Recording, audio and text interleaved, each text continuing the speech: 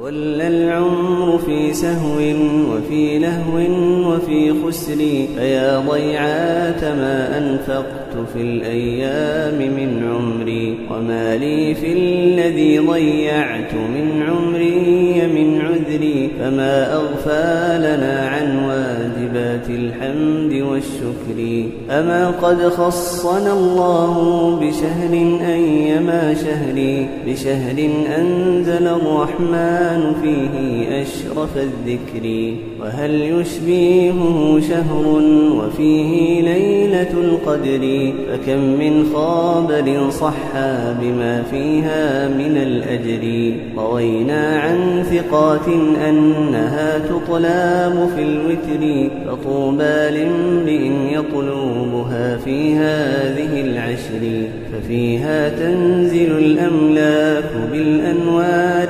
والبر، وقد قال سلام هي حتى مطلع الفجر. ألا فاداخرنها إنها من أنفس الذخر، فكم من معتق فيها من النار ولا يدري.